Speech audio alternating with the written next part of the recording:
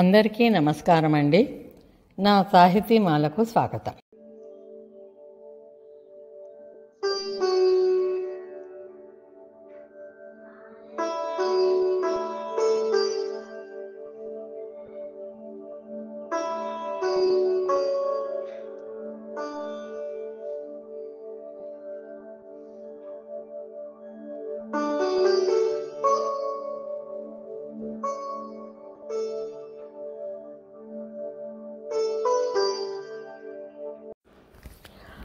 అందరికీ శ్రీరామనవమి శుభాకాంక్షలు.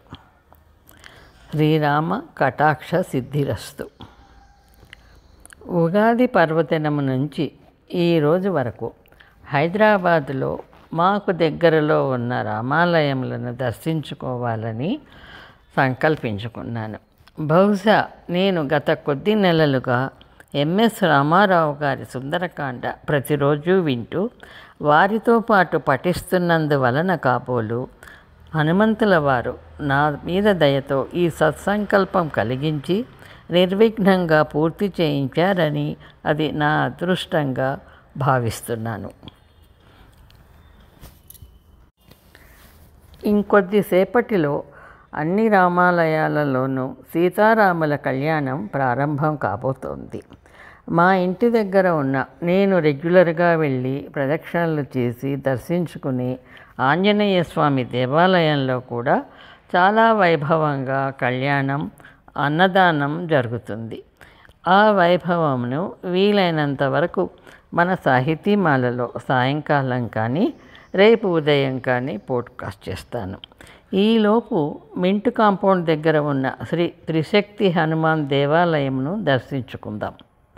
ఈ దేవాలయంలో హనుమంతుల వారు జ్ఞానముద్రలో ఉంటారు. ఈ ప్రాంగణంలోనే అమ్మవారి దేవాలయము, శివయ్య, ఇంకా కొన్ని ఉపాలయాలు ఉన్నాయి.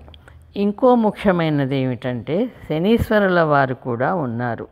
ప్రత్యేకంగా శనీశ్వరుల వారి దేవాలయములను నేను ఇప్పటి వరకు హైదరాబాదులో చూడలేదు.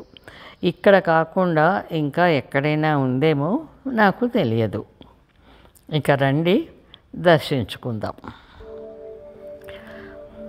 పరోక్షంగా వారి సుందరకాండ వినటం ద్వారా నాకు ఈ సత్సంకల్పం కలిగించిన శ్రీ ఎంఎస్ రామారావు గారికి పాద నమస్కారములు.